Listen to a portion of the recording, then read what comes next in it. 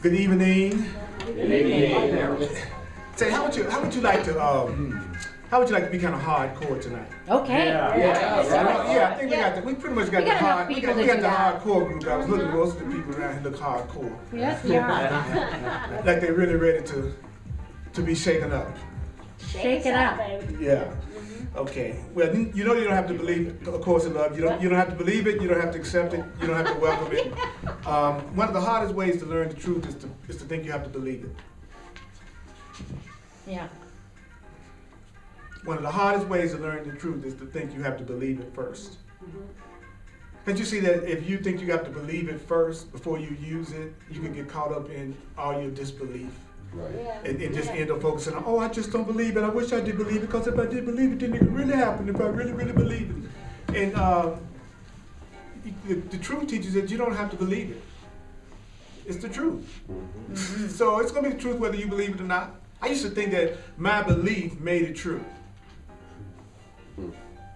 I used to think my belief, like it wasn't true unless I said it was true. And it wasn't true unless I believed it. Like when someone said something, they were just automatically saying something that wasn't true unless I believed it. As if it couldn't be true just because I didn't believe it. So we can relax and hear this stuff because love is true. And love is going to be there even when we get through with all our messing around. Yeah. Okay? Thank you. Yeah. So there are sentences in this thing that one sentence can knock your socks. I'm gonna be on page 206 if you happen to have the book. If you don't, that don't make any difference. I've pretty much let go of the idea of books. Okay. Then it kind of frees me up because I can just go ahead and go wherever I need to go, wherever I want to go. Very good.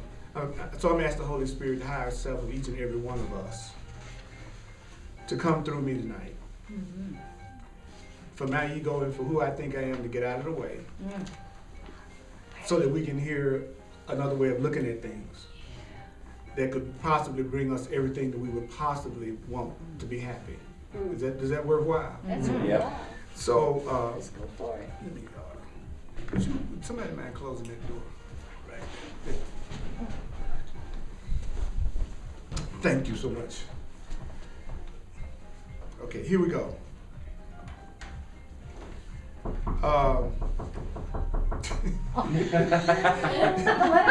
This is going to be a good one tonight. We are entitled to miracles. And this has got all the signs of a good. Now y'all cut that out. Now you all know you are creating that. We are? Yes, we are. We're creating everything that's happening to us right now. We're the one that's creating. Okay, so let's do it. Let's do it again. Let's do it again. All right. Okay. Okay. All right. Let's do it again. All right. Do it again. On page, at paragraph 23:7 says, let me remind you of a key learning aid discussed some pages back.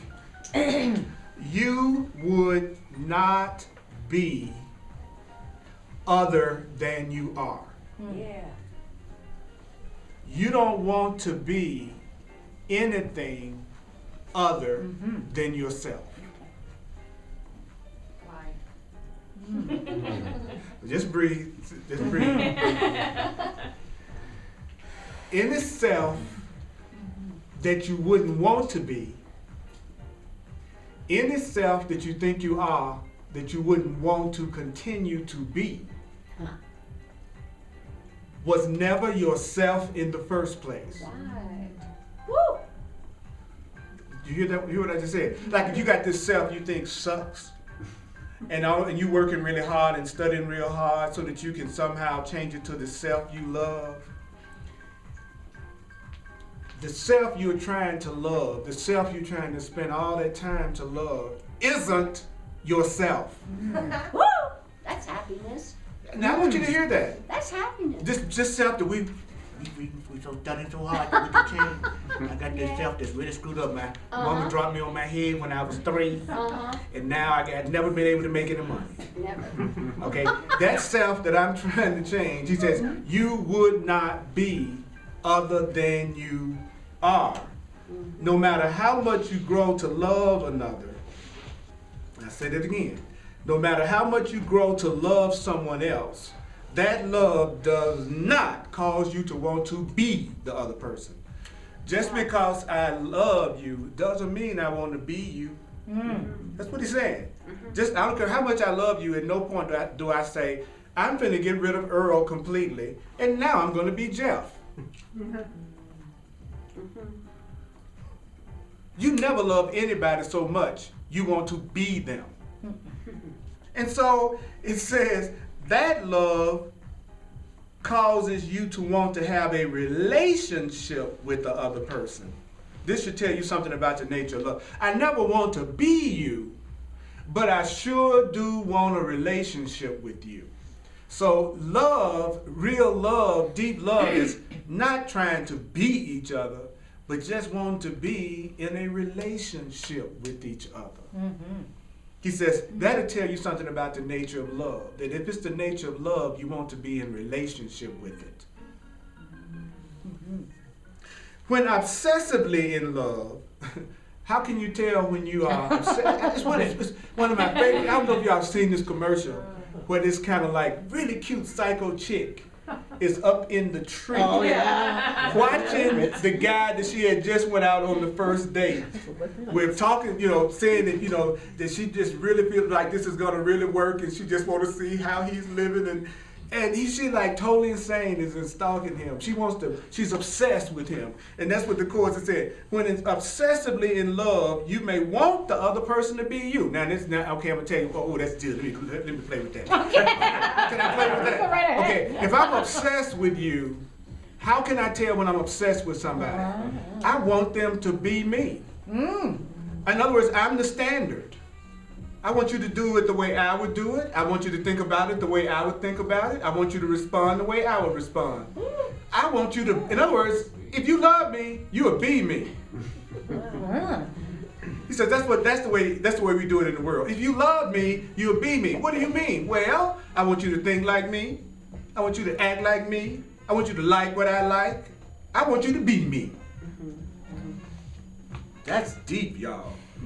So that's how you can tell when you're obsessed with somebody. You'll always be trying to make them be like you.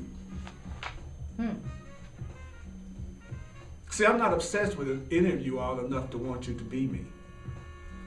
I'm not obsessed with any of you all enough to say, you got to think like me, you got to act like me, you got to feel like me. But if I was in a special relationship with any one of y'all, then I would find myself wanting you to be like me. Be like how I think you should be like I feel, be like what I think is right when I'm in an obsessive relationship with you. In other words, I want you to do everything exactly the way I want you to. So how can you tell when you're obsessed with a person? It'll be the person that you're trying to control.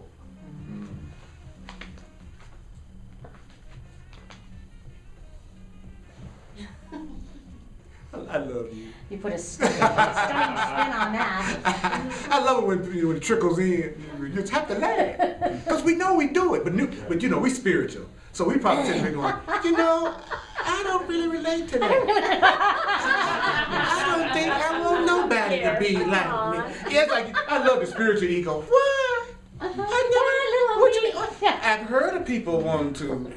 I've heard of that. I would. But not anymore, not me. Because I study A Course of Love. Right. There you go. There you go. In capitals. He says, when obsessively in love, you may want the other person to be you, but rarely the other way around. I want you to be me, but I don't want to be you. Because if I wanted to be you, I wouldn't be complaining about anything. Because you would be okay if I wanted to be you.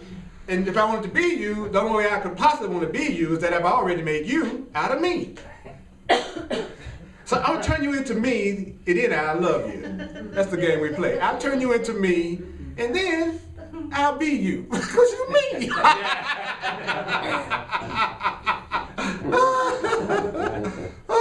The only person that's not funny to is the one that's doing it the most. You ain't laughing, you're doing it more than anybody in the room. That's why you get somehow you're so serious. I love it.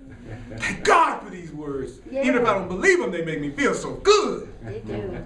This could be the biggest lie ever written, but it's making me feel better. Makes you feel good. So it's worthwhile. Indeed. Thank you. I have a question. Sure. So, let's say I have some coworkers and I think that they should think like I think. Right. So that means I'm obsessed. Yeah, you're obsessed with your coworkers. And most people are. That's why you see them every day. You wonder why they're there every day? You're obsessed with them. You're so obsessed, you join the same company to work the same hours and to even have the same lunch breaks. Oh my goodness. That's how much you are obsessed with your coworkers. Pretty bad. That's deep, isn't it? That's very deep. And then it says, this is what has caused you to make God over in your own image. And you're trying to, in other words, he said, I'm trying to make you like me, and I'm also trying to make God like me. Yeah. So God's got to fit my beliefs. God's got to fit my ideas. I love how the Course in Miracles it says sometimes, have you ever thought about maybe, I don't know, like asking God what God thinks? Mercy. He says we make up what God thinks. Right. And then if God doesn't agree with us, God is wrong. God is wrong. That's hilarious. Think about it for a second. I make up what the Creator is. The Creator says, I'm not what you think I am. I don't do no harm to nobody. There's no attack from me. There's no vengeance from me. There's no punishment from me. There's no kind of harm that comes from me. That's an image you've made up about me that you want to believe more than you want to believe me. So you are therefore experiencing your own images. Wow. As you try to be other than what you are. I said, wow, thank you. Can I take a note? So what I'm telling you is that if your life isn't pleasing to you, don't want to be right.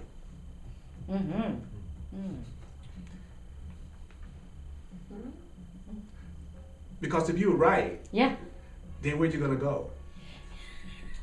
Then that just be the way it is. Exactly. You don't want that to be the way it is. Hope. Like the Course says, hope. Okay, I'm into hoping. Okay. Hope that you are wrong. Yeah. What? Say, I hope I'm wrong about my financial situation. Yeah. I hope I'm wrong about what I think are my patterns in relationship. I hope that I'm wrong if I believe I'm sinful, guilty, and bad and nothing goes right for me. Don't want to be right when you're miserable. So you might have a ton of things in your life right now that you hope you're wrong about. You just, I hope I'm wrong about this. Why don't I just cut to the chase? I hope I'm wrong about everything.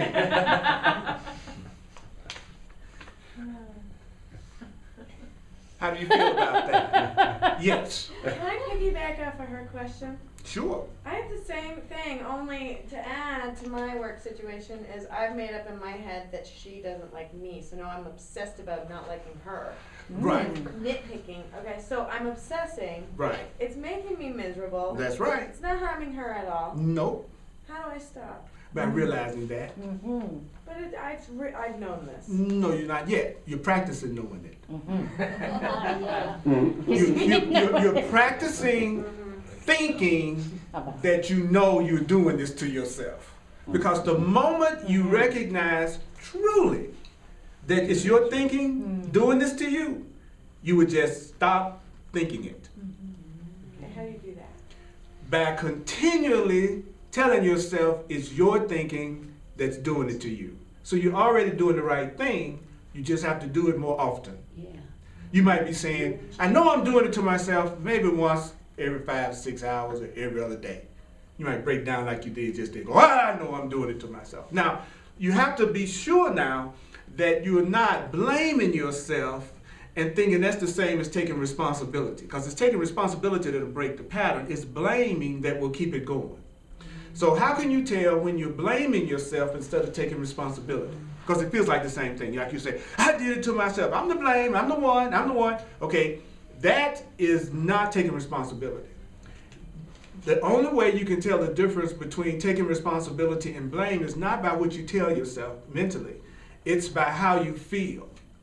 For instance, when you're blaming yourself, you won't feel good.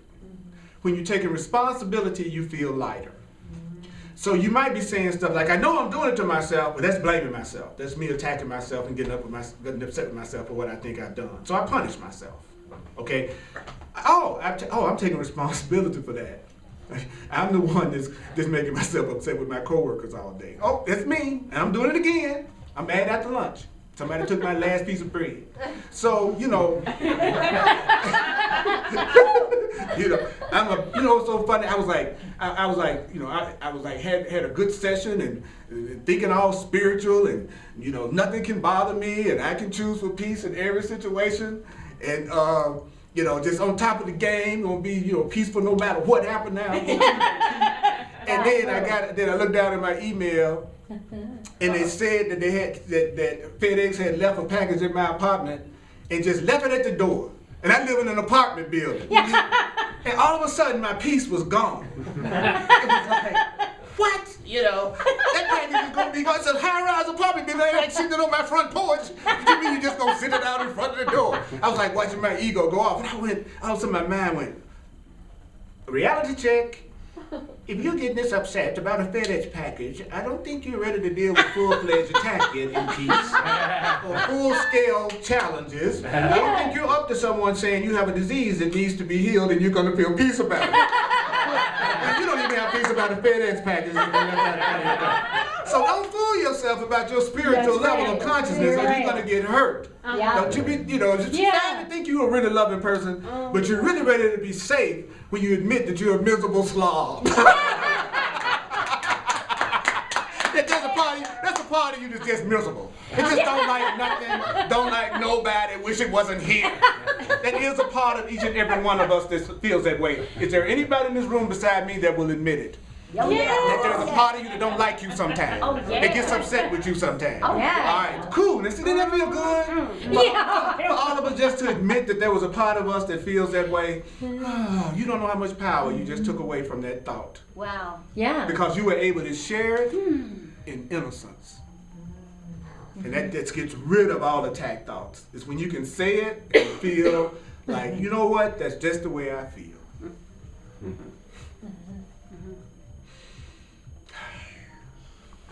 Hey Earl, I had a question, and I actually wanted to piggyback on what Bernie said. Okay, we can keep on piggybacking. Come on, let's piggyback with me now. Okay, because you're thinking you need to believe what I said. Well, because you said that like. I said what? You said that when I say I'm doing this to myself, that I'm getting to the point where I'm like recognizing that, but I'm not recognizing yet. Yes. I'm not recognizing that yet. Yes. Well, and at the beginning of the class, you said we're going to be hardcore. Right. And and I'm known for like being honest and saying things that people are thinking but not saying. I'm not saying. So I'm going to be hardcore. I'm going to be honest right now. This week, for me, has sucked because I keep doing the patterns that I did myself over and over again. And I know that I'm doing this. Go ahead. And I know that I'm choosing this, and yet I still keep doing it, and I don't see any hope. Let me say something before the thought get away. I don't mean to interrupt you, but then say to yourself the opposite. If saying that isn't making you feel good, say the opposite. I don't know that I'm doing this to myself. I don't realize I'm creating this for myself. And I bet you feel better. But I do though. No. The only reason why you would keep saying that you do, in my perception, since you're asking me, I'm just going to say what I think. There you go. The only reason why you want to stick to saying that, in spite of the fact that I shared with you another way to look at it that you could feel better, is that you want to feel bad. And so when you want to feel bad, there's nothing I can tell you that's going to change your position, because you've already decided how to handle the situation. And the way you're going to handle the situation is to feel bad, because that's how most of us handle situations. My relationship isn't working. I know what I'll do. I'll feel bad. I know my money situation isn't where I think it should be. I'll feel really bad. My sex life. What sex life? I know how I feel. I'm gonna feel bad. And I'll feel so bad, Yeah. I'll eventually feel good. That's the answer that most people in the world have. I'll be so miserable, my life will turn happy. Yes. It's just one day, I'm depressed 24 hours a day. But one day, all of a sudden, I'm gonna feel joyful. And I just haven't felt depressed enough to get there. Oh dear. Yes? Yes. Yes? Yes. Yes? But if you don't do it, at least you know your cousin does. Can you admit it for your cousin? Yes. Okay, good, good. Yeah. Because I know we're beyond all of this. So, okay. I'm gonna go on a little bit further. Okay. But then for me to say that, you know, I don't know that I'm doing this to myself, Right. to me it just feels that like, to me it feels like I'm powerless over that.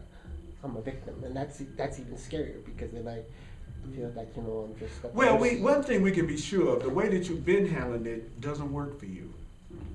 So anything that you say that justifies continuing exactly what you're doing is insane.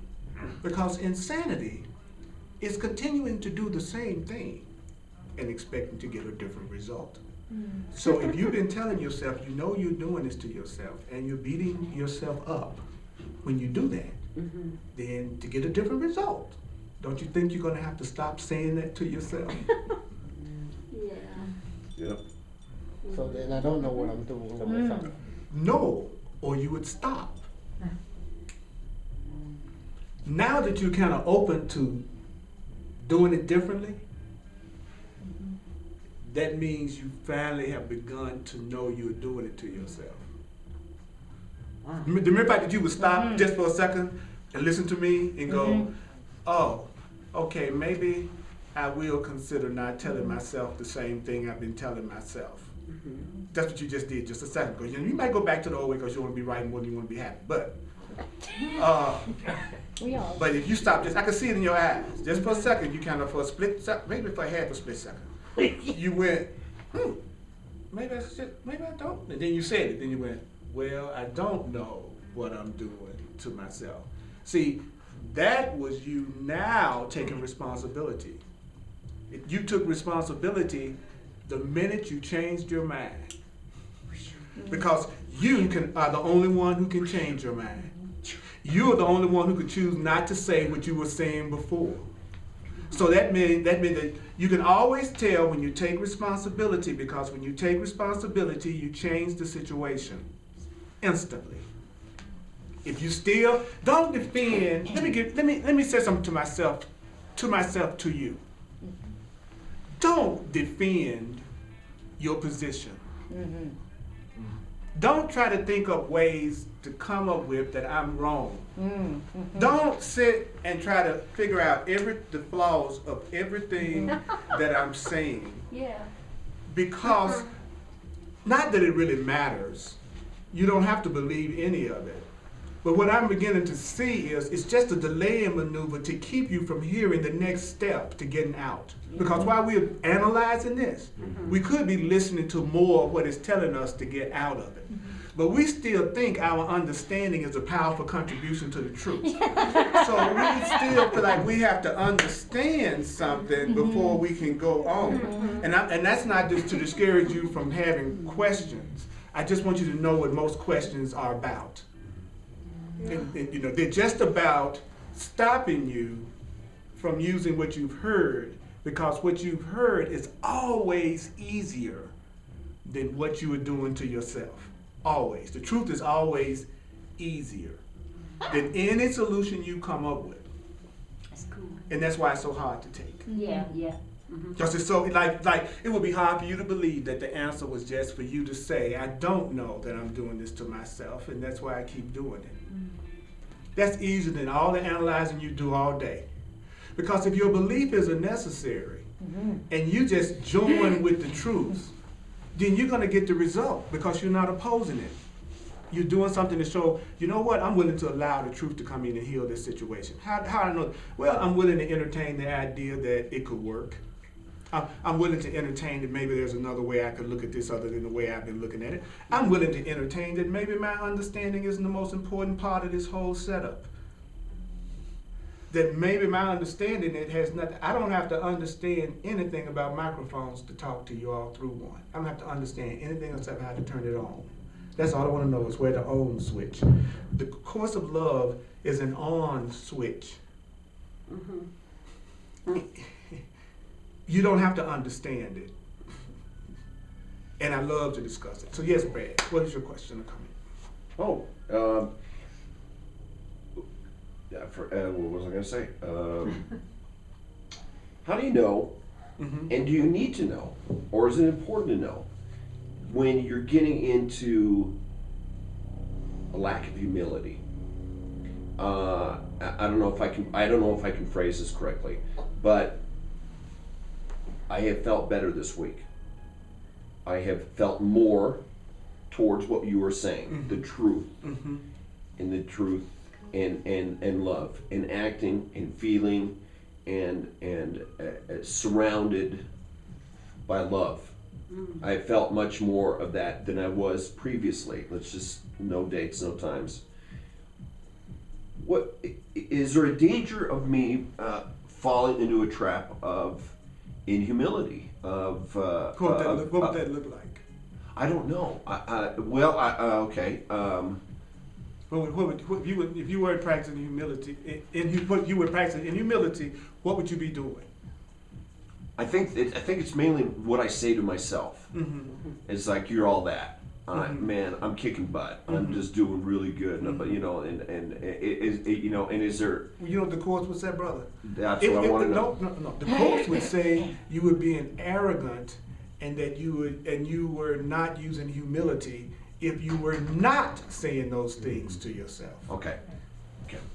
The Course exactly flips it. It says if God, your Creator, is saying that you are great and awesome, and you refuse to see yourself that way, you're the one that's arrogant because you think your perception of yourself is realer than God's. So you're really being the most arrogant when you're condemning yourself and criticizing yourself and putting yourself down. Cool. And so it's funny how we don't very seldom say, you know what, I have been putting myself down enough to last me for the rest of my life. But the minute I say something nice about myself, then I go, oh man, am I getting the big head? You know, am I becoming evil? Then notice that just as soon as you say something nice about yourself, then your mind tries to make you think that somehow or another that humility is self-debasement. Right. By me putting myself down, it makes me up. That's right up there with I'm gonna depress myself into happiness. And you can see where I come up with that. I mean, because that's what we so crazy. We're so crazy. I know it. I can see it in your face. Go ahead. You can see. I mean, I was taught that way. Me too. And we probably all went to Insane U. I was a cheerleader. I was there twice. Give me a depression. Give me a sickness. Give me a lack and a disease. I was like an insanity cheerleader. Yeah, I graduated with honors. There you go. I was the valedictorian. Yes. I don't even know what that means. I mean, I was the dumbest person in the whole school. Number one in my class. Oh man. In terms of not practicing the truth.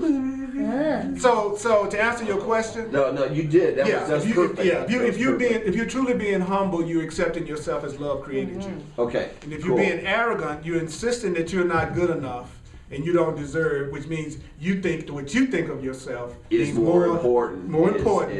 Is greater than what the truth. than what the truth is telling is. me, and what the same as saying is what God is telling me. Cool. Yeah. That's very I cool. think Thank I'm you. gonna curse the good times if I don't stay debasing. Yeah, I know. You got to stay debasing enough to keep the good stuff coming. Yeah. Yeah, I understand, because when you stop debasing yourself, then the good stuff's gonna leave. Yeah. Okay, so then that's programming yourself that you have to suffer in order to have anything. That's the old thought system that every person that's asleep does. Somehow or another, I gotta sacrifice something. The hardest concept in this book, The Course of Miracles and The Course of Love, is that idea of there's no such thing as sacrifice, and you should never sacrifice, and that sacrifice is an attack. And when I first heard that, I went, whoa, because that's all I heard in the world is that you're not even a good person unless you're sacrificing. And he says, well, of course, the Miracle said sacrifice means loss. If you feel like you're sacrificing, you feel like you're losing. So do you really believe that you feel good about feeling like you're losing all the time? No. Do you really think that you're feeling anything other than resentment when you feel like you're losing all the time? Because sacrifice is and not sacrificing is just like blame and responsibility. If I got 7 children and I work 80 hours a week to take care of them and I love them, I never experience it as a loss and I never experience it as a sacrifice. If I work 90 hours a week and I wish I had wore a condom, Does that have something to do with work?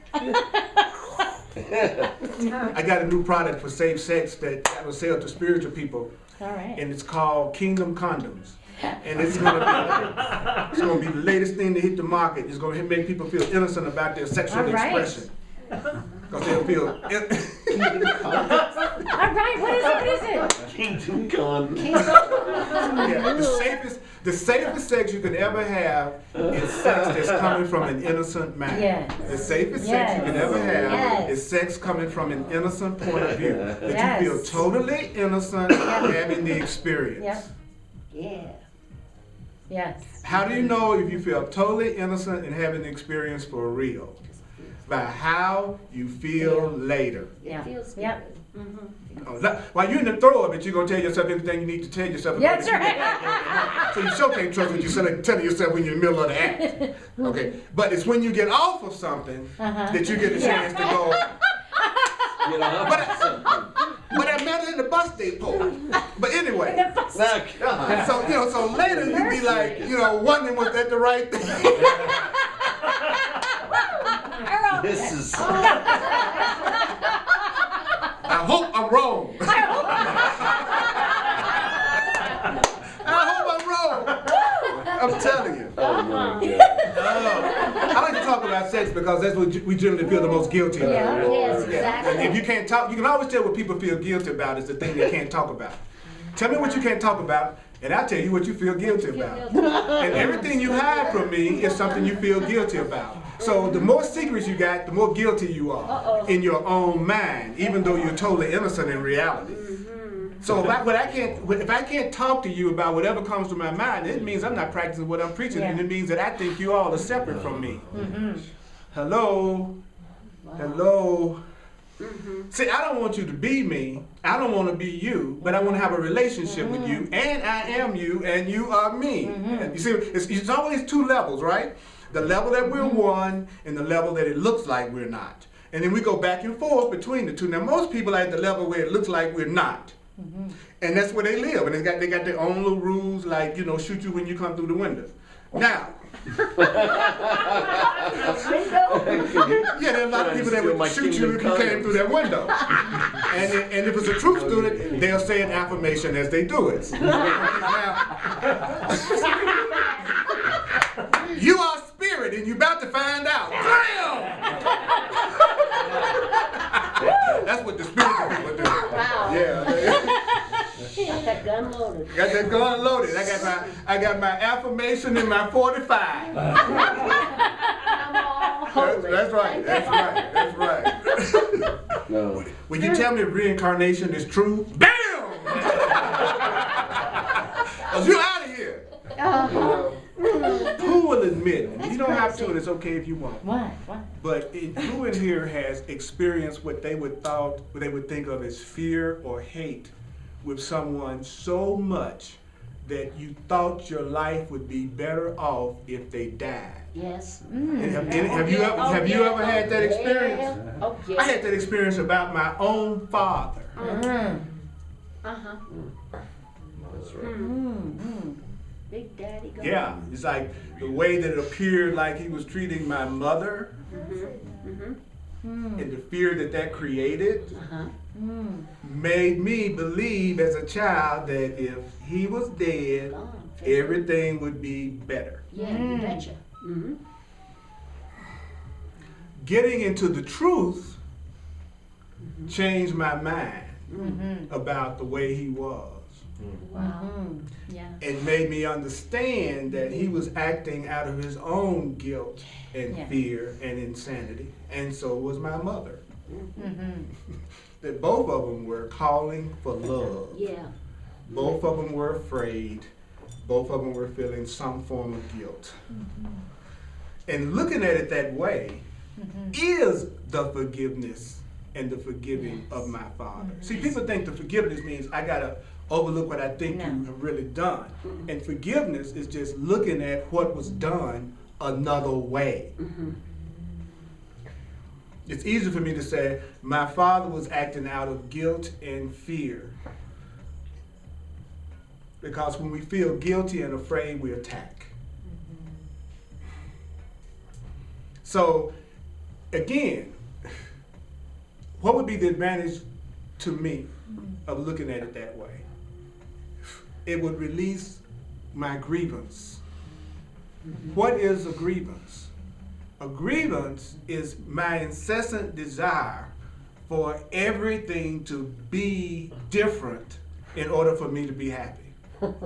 Or for everyone to be different in order for me. In other words, really my grievance against my father was he needed to be different in order for me to be happy. And if he acted differently, I would be happy and I would be okay. So the grievance really was coming from my desire for him to be other than how he is. If I could have been peaceful with what my father was doing, I could have gotten instruction from the Holy Spirit that would have told me the best way to relate to my father that would have helped get rid of his guilt and fear, and then I could be an instrument for him not to attack himself or my mother. So the advantage of wanting to go to the peaceful place is that it allows you to get the guidance as to how to handle the situation and let it be as peaceful as possible. So my grievance against my father was keeping me from hearing my guidance about how to deal with my father for the good of all of us. So when you hold a grievance, the only thing it's doing is keeping you from hearing the instructions that your own inner self is giving you to have peace in that situation. So letting go of a grievance doesn't have anything to do with the other person. Letting go of a grievance allows you to get your guidance that allows your life to prosper. Yeah, yeah. And I tell you this, the happier you are, the easier it is for you to forgive and change your mind. Yeah. So you owe it to everybody that you think you need to forgive to become as happy as you possibly can so that you can forgive them faster. Because when you're having a really good time and you're feeling really blessed, you don't have time to think about that stuff. Your life is too full to spend 5 minutes on what you think somebody did to you 3 years ago. Right. So this is my sharing tonight, is that really you need to let yourself be happy for the good of everybody you know. Yeah. If you want to help your friends, if you want to help your family, then do what you want to do in your heart as much as you can. Do what you want to do in your life as much as you can. Because it's impossible not to truly be happy if you're doing what you really want to do. It doesn't go together. That you're doing what you really want to do and you're miserable. Do you think Spirit would teach us that our misery comes from doing what we really want to do? It's my kind. That would be the craziest creator that ever walked or didn't walk the earth. That's what makes my creator so smart to me. I can't see it. Yeah. It's not even smart enough not to be here. I can go to that creator. All right. Like, right, people so friendly to me right now that seem to be strangers that it startles me. The course said that was going to happen. Said at some point, it's just going to start coming back to you from everywhere, even the people that don't come to the course class. Wow. That everywhere you go, you're going to essentially see people showing a loving, really cool side. Sure. Yeah. And so now it startles me. You know, because they're just, hey, what's going on? How you doing? You know, I hope you're having a really good day. On the elevator.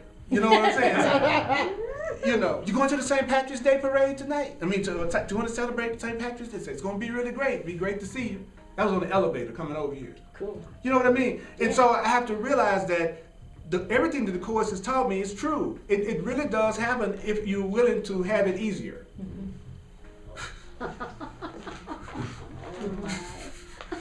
So I ask you, brothers and sisters, are you willing to have it easier? Yes. Yes. Please help Are you me. willing to have it easier? Yes. Do you want to have it easier to the point that you are willing to admit that there's a part of you that wants to do it the hard way? Yes. Yes. Yeah. Yes. And I want to ask you a question, brothers and sisters. I know that. How's that worked out for you? Not good. How's that worked out? How's the Too hard much way fun. worked out? Not too good. Not too good. So would you be willing to maybe ask yourself if now you're ready to have a new experience, that you tried that and you did a really good job at it, and now you're ready to see what a cool relationship is like, and what a cool financial situation is like, and what a really love.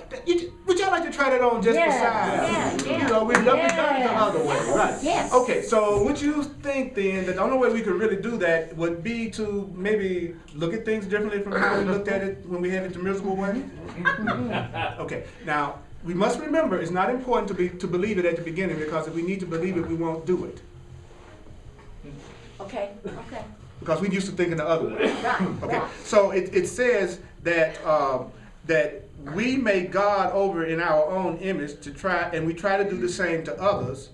This comes of seeing oneself as an image rather than as a being existing in relationship. Wow. Oh wow. Okay. Can you translate that? Yeah. It's saying that we are much more concerned with how we look, our image of ourselves, than really being who we really are, existing in a relationship. Rather than me just being myself in a relationship with you, I'm much more concerned about your image of me and my image of me. So I'm more concerned with my image than I am with me. Wow. If that wasn't true, we wouldn't care so much about what other people think. So the more you care about what other people think, the more you are actually seeing yourself as an image. This comes from ego rather than from your true self. In case you're wondering, this is coming from your ego rather than your real self. Now, what you long for, I like that. What you long for is reunion. I want a reunion. I want a reunion. You heard a recall? I want a reunion. And the Course says reunion too is relationship. Because when you say you want to be in a relationship, you're saying I want to unite with you. So a union is relationship. So when you say you're in a relationship with me, you're saying you are in union with me. You are in union with me. What we want is a union, a joining. And then it goes on to say, imagine a crowd of people in a small room. That's not relationship. Just because there's a bunch of us sitting in this room, he says that's not relationship. He said when you're tempted to think of relationship having to do with physical proximity, think of this example. So a relationship with somebody does not have anything to do with being in the physical proximity of them. There are people that I feel like I got a closer relationship with that are thousands of miles away than people that I know that are 10 feet from me.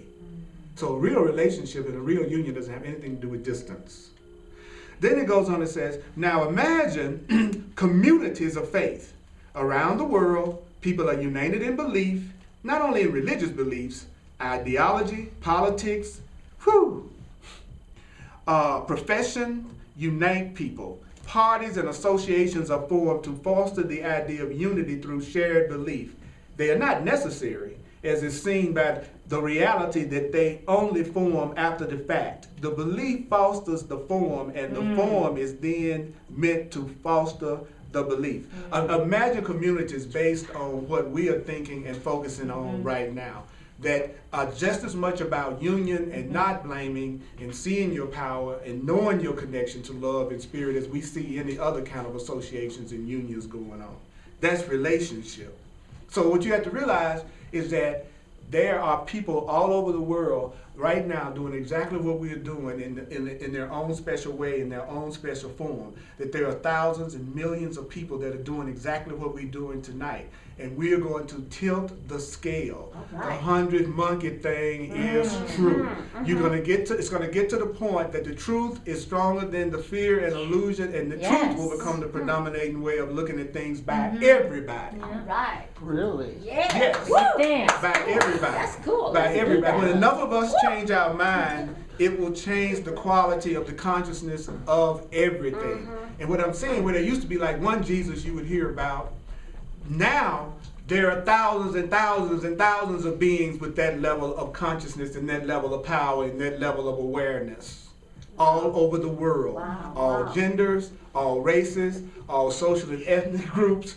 There are so many beings like us and beyond where we are that any time it could shift.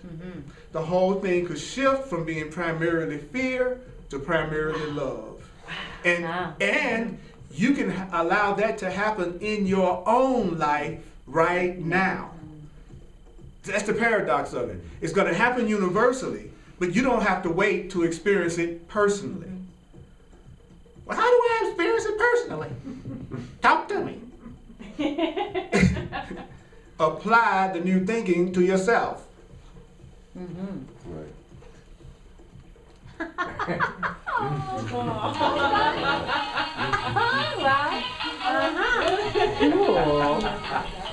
Apply the new thinking to yourself. Apply the new thinking to yourself. I am the black fairy. The thinking to yourself. Apply the thinking to yourself. That come with the Kingdom condom? This is the logo. That's cool. If you ever see something like this, you really need Kingdom condoms. This is a sure sign one must be careful. If it looks like this. Okay. That's Now, cool. Goodness. or it could just be the person is really excited. That would be like great for your sense of self-esteem, wouldn't it? Flashing lights and twirling in music. Oh my God, this is gonna be a good time here. You know, yes. So you're talking about words that I remember from way back that you on Sundays that you're talking about the bridge to come over to getting heaven on earth. The change of perception, and a change of perception is it involved forgiveness. I mean this is all coming together. Thank you. And it's like, you want heaven on earth? Do you want it then, or do you want it now? And it's kind of all coming together for me. Good. In my mind, and so that's pretty cool. Well, think of your I mean, that's a miracle. think of your That's ego thoughts. And think of like a big bowl in the middle of this room with lots of torn up paper in it. Think of your ego thoughts, your old worldly thoughts and fears as that paper.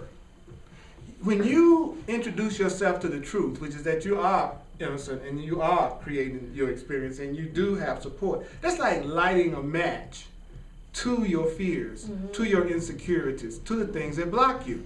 Now, I don't know about you, but usually when I light something, I don't have to stand there and watch the rest of it catch on fire. Help it, really, in most cases.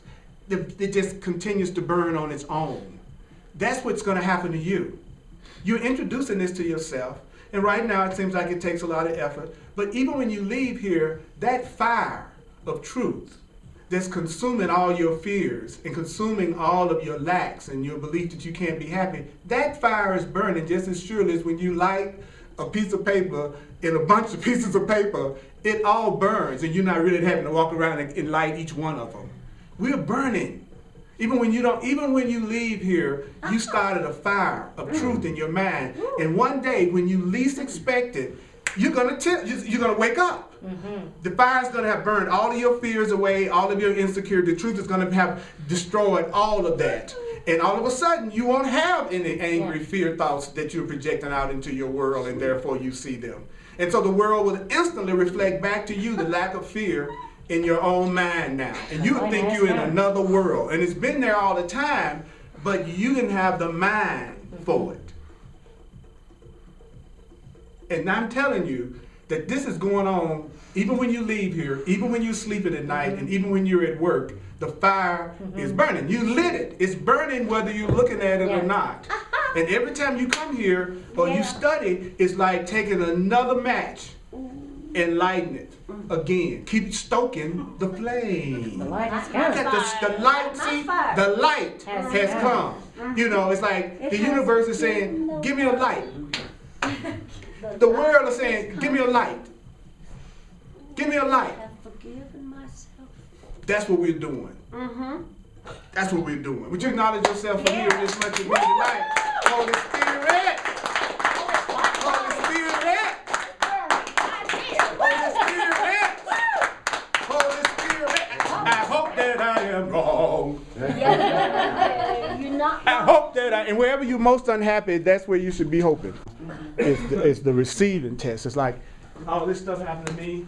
It brings up everything in me that needs to be released. Any fears that I have, any insecurities I have, any idea that I might not be enough, it comes up. And thank God I've been studying the Course in Miracles long enough to know it doesn't mean anything. Right, right. That nothing that I'm about to do has anything to do with my value or self-worth. That I'm not going out in the world trying to be famous. You know, I have no interest in that. I just want to give and receive love. I just want to be a conduit for the truth with people who really appreciate it coming through me, and I appreciate them. It's like, I just want to meet myself. I want to love myself. I want to share with myself, because I'm not going out into the world from the perspective that the life I'm living is not satisfying, so I got to go out and try to make it better. That's not where I'm coming from at all. I don't care. My life is beautiful, and it's beautiful right here, right now, where I am. So for me, everything that's happened is like icing on the cake. It's like, wow, that's nice. But if it stopped, it didn't happen, or I sabotaged it, or it didn't, I'm going to be okay. I'm going to be, because I've already learned that the Holy Spirit is with me, and the Holy Spirit takes care of me, and it's taken care of me for 25 years through thousands and thousands of Course in Miracles students. Yes, yes. So I know what I mean, and what I mean by that is I learned that the people change, everything changed, but whatever has been providing for me has been completely consistent. And so that relationship is the most important one to me. And then showing gratitude to people who are willing to be a channel is my other most important thing. So I don't discount anything that you share with me. I'm glad that some of you all realize that I have a human body just like you, and I need to eat just like you, and I need to have clothes just like you, and everything. Because sometimes people think that people who do spiritual things don't have the same needs that they do physically. Right, right. So the cool thing is, though, is that if no one ever did anything, I still would believe the Holy Spirit would take care of me. So therefore, I don't have to get into grievances. I don't have to get upset with nobody about what they give or don't give or what they do. Because I know there's no one person that's determining how I'm going to be taken care of, because it's my relationship with God that's taking care of me. And so in classes like this, I'm just learning the right way to look at things that would let that happen even easier. That's why I don't fight it. If it says that I want to be in union with you, then that's what I want to be. If it says that being obsessed with you is trying to make you out of me, then I'm going to stop trying to make you out of me. And I'm going to start seeing if I can't support who you are and find out who you are on your own. In other words, if I'm unhappy, I'm going to do what it says. It says I should say, I hope that I'm wrong. and that I don't want to be right if I'm miserable. And it tells me that if I take responsibility for my experience, everything in it will change. Okay, well, if nothing is making me happy, then I have to admit to myself I'm not taking responsibility for my experience yet. Doesn't mean I'm bad. I'm just finally telling the truth so that the truth can start working. Because the minute that I admit that I don't know, that's a request for the universe to tell me, show me, guide me. But every time you say you know, every time you say you know, you're cutting off guidance. Don't say you know if you don't know. Right. Woo! Now, it's okay to say you know if you know. But if you know, you're not upset. Right. And if you know, you're a happy joker. So don't say you know and you're miserable. You're practicing saying, I know. I'm practicing taking responsibility. And that's a valid step. That's a cool step. That's a good step. But it ain't really doing it yet. How do you know when you really done it? Who can tell me, how do you know when you really done it? Peace. Peace and happiness. Happiness. What else? Love. Love. Joy. You know, the situation changes. You're no longer afraid. So up until that point, I have to admit to myself, I don't know what anything is for. I don't know what my thoughts mean. I hope that I'm wrong. I want another way to look at this. I need another way to look at this. I am innocent. I am innocent. I make mistakes. Mistakes are for correction, not for punishment. In other words, I have to learn enough of this stuff to say it to myself when I'm trying to make myself feel bad. And then feel okay about feeling bad if I feel it bad. So it's okay for me to say, I don't feel good right now. Because I can change it as soon as I admit to myself how I feel. I can get to the real feeling behind the fake feeling. On the other side of my anger at you is all the love that I want to share for you. But if I can admit to myself that I'm angry, that dissipates the anger, and then I get to the love quicker. But if I pretend I'm not upset when I really am upset, I just make myself more afraid. That's all you do. And so we have to watch when we get into spiritual truth as metaphysical truth seekers. We have a tendency to do the second thing that the Course says that happens to make fear and conflict. We behave as we think we should without really wanting to. And that's the trap the spiritual ego gets spiritual people in, where all day long they think being spiritual means pretending you don't feel what you feel. So you get angry at somebody, you pretend you're not really angry within yourself. You won't even admit your anger to yourself. I'm not saying you have to attack anybody. I'm saying that you want to tell yourself the truth, and it's okay. It's very important at this stage to be able to not act like you think you should when you really don't want to as much as possible. Sometimes you're going to have to do it because we haven't gotten enlightened yet. So sometimes you're still going to act contrary to how you feel. Don't forgive yourself for that. But you're moving in the right direction, so you're going to stop gradually. So give yourself peace while you're learning how to stop being untrue to yourself. Be gentle with yourself while you're still untrue to yourself as you're learning to be true to yourself, because you're innocent and you're juicy and you're cute. Now, so you get ready to leave out the door? All right. Here we go. Here we go. You are totally entitled to miracles of abundance and love. And no matter what you do, no matter what you think about yourself, the truth in you, the love in you is real. You're not going to be able to get away from it.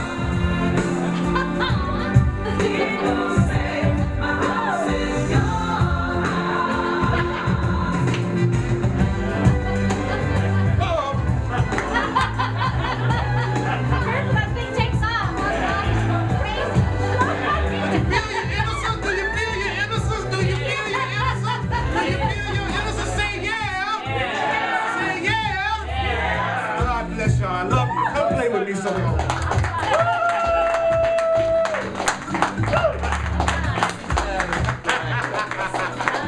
Oh my God. I love that thing.